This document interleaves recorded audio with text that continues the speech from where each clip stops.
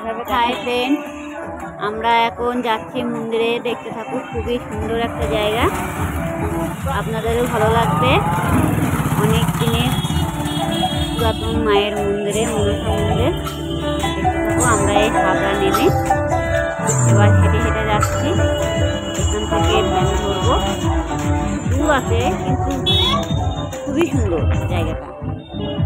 আপনারাও দেখলে মন কেড়ে নেবে, এত সুন্দর একটা জায়গায় এসেছি আমরা। আমরা এই ভ্যানে উঠলাম, এবার যাচ্ছি। অবশ্যই এখানে মাইকটাই পাচ্ছিল, তো পুজোর সময়ের জন্য অসুবিধা হচ্ছিল একটু, তাও কিছু করার নেই। এবার দেখতে থাকো, আমরা এই গাড়িতে যাচ্ছি। আমরা গেছিলাম 3-4 জন গেছিলাম, খুব আনন্দ পেয়েছি। আর ধুলাগুলো লাগছে কেন বলো তো, রোদটা পড়ছিল, তার মধ্যে বৃষ্টি পড়ছিল। এবার ক্যামেরায় জল পড়ে গেছে, এর জন্য সমস্যা হয়ে গেছে একটাই। এবার রাস্তাটা খুবই সুন্দর। এই মন্দিরে যে যা যায় রাস্তায় মনস্কামনা পূর্ণ হয়। সত্যি অবশ্যই মনসা বাড়ি জায়গাটার নাম। হাবড়া নেমে বলুন মনসা বাড়ি যাবো, নিয়ে যাবে। অবশ্যই এখান থেকে 10 টাকা গাড়ি ভাড়া, তো অসুবিধা নেই। এই পুজোর দিনে 15 টাকা করে নেয়, 5 টাকা বেশি নেয়। চাপ হয়ে যায় তো এর জন্য। আর এখানে প্রচুর ভিড় হয়। মায়ের কাছে যা মনস্কামনা চাইবে সেটাই পূরণ হবে। চলো দেখা যাক, আপনারা দেখতে থাকুন। আর ভালো লাগলে অবশ্যই একটা লাইক কমেন্ট করবেন। খুবই সুন্দর জায়গাটা দেখো। আমরা অবশ্যই এসে গেছি এখানে। আজকে অন্য বছর থেকে এবছরে প্রচুর লোক হয়েছে, আর সিকিউরিটি গার্ড ছিল প্রচুর। তার মধ্যে তো পুলিশ ছিল এখানে, ঝামেলা না হয়। মানে বেশিটা আমি অবশ্য করতে পারিনি, কেন এত ভিড় হয়েছে। ভিড়ের মধ্যে আমি হাঁটবো না ভিডিওটা করবো।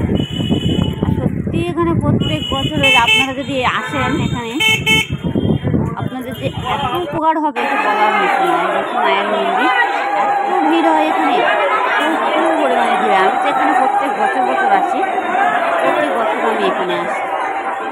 সত্য কথা বলতে আমি এখানে প্রতি বছর আসি, যেমন যার যেখানে মন চাইবে সে যাইবে। কিন্তু আশা করি আপনাদেরও মনস্কামনা পূর্ণ হবে। দেখতে থাকুন ভিডিওটা, খুবই সুন্দর। আর চাইলে আপনারাও এখানে আসতে পারেন, এখানে মেলাও হয়।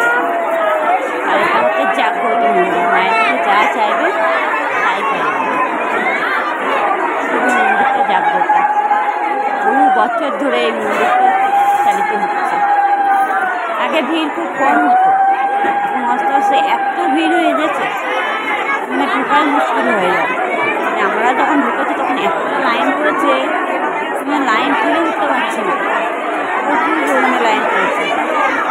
পুজো দিয়ে এসেছি, দেখো এমনিতেই ভিড়টা দেখো, তার মধ্যে বুঝতেই তো পারবে।